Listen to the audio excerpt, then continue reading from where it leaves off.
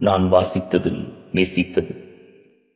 நேசிச்சவங்களுடைய பிரிவுக்கு அப்புறம் நடக்கவே கூடாதுன்னு நினைக்கிற ஒரு விஷயம் மீண்டும் சந்திக்கிறது. அப்படி பிரிஞ்சதுக்கு அப்புறம் மீண்டும் சந்திச்சா அந்த சந்திப்பு எப்படி இருக்கணும் அப்படின்னு சொல்லிட்டு கவிஞர் பிரபுதேவ் அவருடைய கவிதையில சொல்லியிருக்கார். அந்த கவிதை என்னன்னா,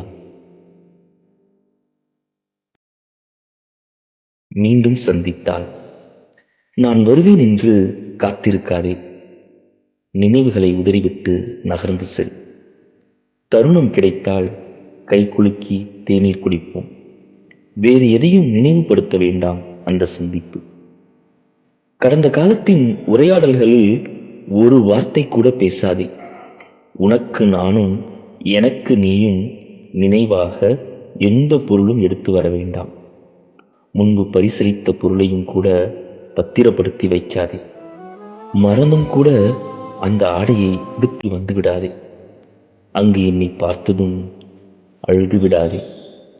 முக்கியமாக என்னை நீ நினைத்து பார்ப்பாயா என்று என்னிடம் கேட்காதே. என்ன பேசப் போகிறோம் என்று தெரியவில்லை. ஒருவேளை எதுவும் பேசாமல் மௌனமாய் கூட இருந்தால் இருப்போம், யாருக்கு தெரியும். நாம் அங்கே கொஞ்சம் தூரம் வீதியில் நடந்து செல்வோம், கைகளை கோர்க்காமல்.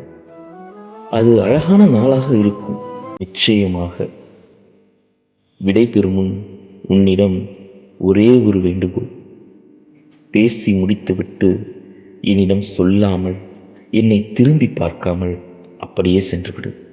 தயவு செய்து காரணம் எதுவும் கேட்காதே. அழுகை சத்தம் கேட்டாலும் திரும்பி பார்க்காமல் அப்படியே சென்றுவிடு. சென்றுவிடு. காலம் அப்படி ஒரு தருணம் கொடுத்தால், நாம் மீண்டும் சந்தித்தால், நான் இதுவரை மறுத்த நம்பிக்கையெல்லாம் நம்புகிறேன். பிரிவு தர வழியை விட பிரிஞ்சதுக்கு அப்புறம் நடக்கிற அந்த சந்திப்பு தர வழி கொடுமையானதில்லை.